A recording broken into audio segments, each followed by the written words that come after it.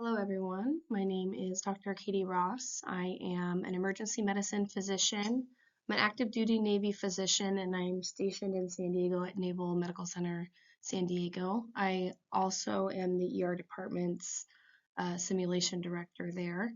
I am going to be doing my tech talk on virtual reality headsets in modeling and simulation. In terms of disclosures, I have no financial disclosures.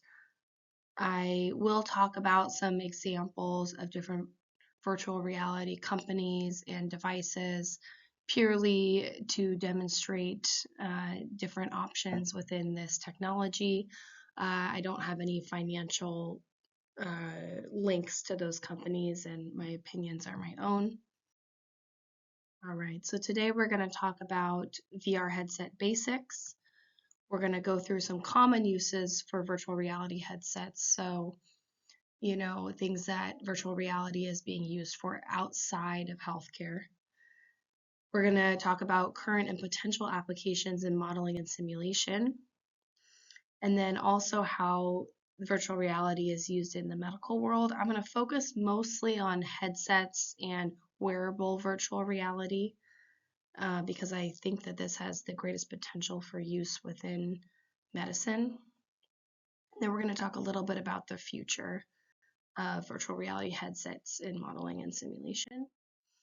So, kind of to go over some common ground, virtual reality headsets are considered wearable devices. They generally cover the eye and they allow individuals to interact with a computer simulated 3D world, usually visually, but also can be auditory and tactile as well. And the virtual reality that you are seeing responds to the movements of the user. So you can generally move through and manipulate objects in this world, or at least move past and change your view of the objects based on your position in space. It usually does this by tracking movements, whether that's eye movement or body movement. And this is generally from a first person perspective. So that first person term comes from video games where you are seeing the world as you would see it walking around. There's not, a player simulated in front of you typically for these. Although it's important to note there is some variation, but these are the basics of headset use in virtual reality. So here's a couple examples. This is an example of one type from a company called Magic Leap. It's a wearable set of goggles. They do an overlay type dynamic where your surrounding world is the same. You see your physical world, but they can overlay and project objects such as this baby elephant. Then there's another example such as Oculus, where it's a completely immersive world where you move in that space, but you don't see any of your natural world there. And it's kind of a test of whether or not, if you could run into a table while being in the world, it's probably considered a completely immersive world rather than an overlay. All right, so some common uses for virtual reality headsets currently. The initial use of them, where it really took off, was with gaming. That previous slide that I looked at before that I can go back to is, for some reason it's not letting me go back, but it's a bowling game where essentially it allows you to interact and throw a ball as if you're at a bowling lane in a fun virtual reality. You also see them with what's considered like first person shooter games, things, puzzle games, things like that. They really took off in terms of gaming. Interestingly, I haven't seen this personally, but there has been some reports of it being used for tourism. So if you want to travel to a new location without actually going there, you can walk around a city in virtual reality. One way that is pretty common and people might have experienced themselves is to augment physical experiences, like situations where you're in a flight simulator or a roller coaster where while you're wearing the virtual reality, something is actually happening in space to your physical body. So you're wearing virtual reality and you're in some sort of seat that goes up and down and kind of helps augment that experience with the virtual reality. Performative art as well. There's some 3D art exhibits that people use it for, as well as for plays, ballets, things like that. And then some 3D modeling. So thinking about an architect where instead of just sketching it, they can actually build it out in 3D and walk around in the space. It's also used within the military. Specifically, the U.S. Army has what's called a synthetic training environment. And I've never experienced this myself, but on their website, it's relatively vague for exactly what that means. But essentially, it's mission planning using virtual reality to move around in different spaces, driving, etc., to make combat training more realistic. And also the British military has a similar program as well. So if we look at current applications in modeling and simulation, this is from the FDA's webpage, and it's not an exhaustive list, but just some examples of how virtual reality headsets are being used in healthcare for modeling and simulation. It's pretty cool. You can go and click on each one of these submissions to the FDA and kind of explore what their purpose is and what their goal is. But in general, when you look through them, you can see that it's mainly for better visualization of radiological imaging, so x-rays, CT scans, understanding of 3D anatomy, as well as surgical planning, either for fully trained surgeons or for training new surgeons. That is something that is seen a lot within this realm. So for example, it'll be a 3D virtual reality of an ankle that the orthopedist is then able to interact with and pantomime or perform different procedures on, either while they're in training or when they're fully trained and are either rehearsing an upcoming surgery or have a complicated case. The real benefit of these is that they all combine as much realism as possible for the cost. So when you're looking at the different models, it's definitely obvious that some of them don't have the same fidelity as, for example, a cadaveric model, which is probably the other gold standard other than doing a procedure on a real person. A cadaveric model is considered a gold standard for medical training because it is the exact same anatomy and very similar, although not exactly the same tactile feel as a live person. However, cadaveric labs are extremely expensive. They're expensive to maintain, expensive to, source cadaveric donors. And people also there's a certain degree of, I guess you could call it emotional distress. Although in medicine we're relatively used to that, there can be a variety of opinions on the use of cadavers in medical training. But this really offsets something that allows you to visually rehearse, but is very, very low cost in comparison, perhaps with some sacrifice of fidelity, at least at this point. So I want to give a couple examples specifically of things within this list. So this is an example of a VR headset use of a 3D echocardiogram. An echocardiogram is an ultrasound that looks at the heart. While you can get 3D rendered images of things using computer software, virtual reality is different in that not only do you get a 3D rendering, but you can walk around this thing in space in a way that you can't do on a computer screen. So you can see the anatomy, you can, look at the heart on all sides, look at how it's moving, potentially look for wall motion abnormalities up close. So it's just an example of one way it's being used. Here's another example of VR headset use in the medical world.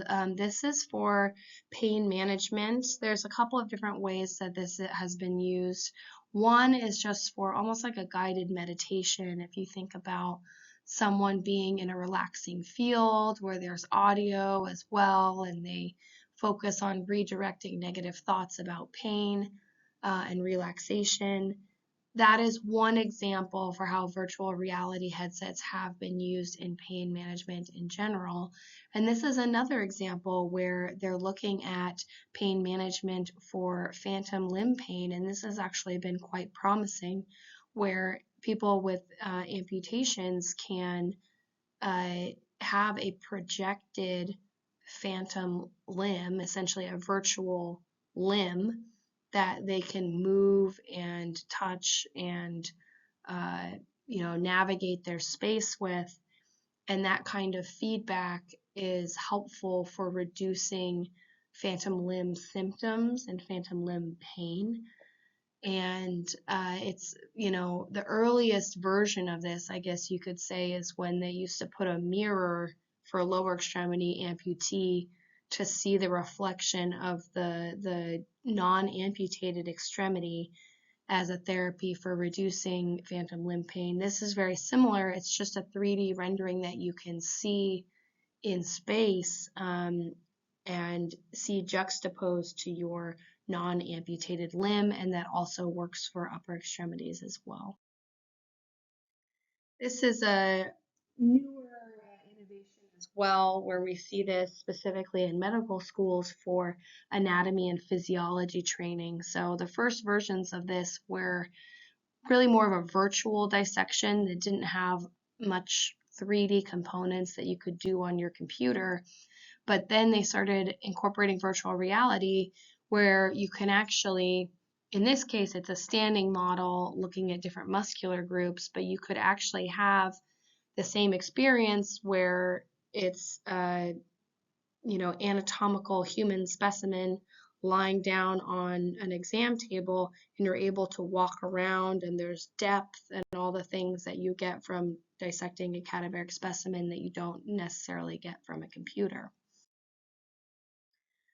So a little bit in regards to the future and where we're headed, virtual reality headsets really have the potential to be one of the highest fidelity versions of simulation. And there's some caveats to that, but whether or not you're doing an overlay where you're projecting objects into the natural world or doing a complete simulation, it is extremely high fidelity, and the ability to move around in that space really is unparalleled by any other technology. I think that this will soon be expanded to non-surgical procedures. We primarily are seeing development with surgeries, but there's a lot of non-surgical procedures that are done, intubation, even IV placement. Something simple like that, if someone's doing for the first time, is helpful. There are a couple challenges that research is focusing on that I hope to see improved in the next, in the coming years. And the main challenge with fidelity for virtual reality headsets and modeling and simulation is what's called haptic feedback, which is touch. So you can imagine you can change the visual aspect and you can also change the auditory aspect, but it's really hard. You can't touch something that's not there, and that's such an important part of simulation, is the touch aspect, and that touch is referred to as haptic feedback in the virtual reality world. There's been some studies that show that it increases engagement when users do have some form of haptic touch by 75%, which is likely because it increases the fidelity. There's two specific ways that they're combating this. One is passive haptic feedback. So that's where you have a similar object or an identical object to what you're trying to manipulate that you're physically touching with your hands, so a real object, but you're within a virtual reality world, and the object that you're seeing in virtual reality might be projected. It might not be the actual object. That is something that is used probably the most heavily. And then the challenge of that is, as you can imagine, you have to be able to interact with that in the same, point in space as you would expect it to be. So if you reach out for a ball, there's a certain amount of distance that you expect to cross before you grab the ball. So the physical world has to match what you're seeing on the VR side.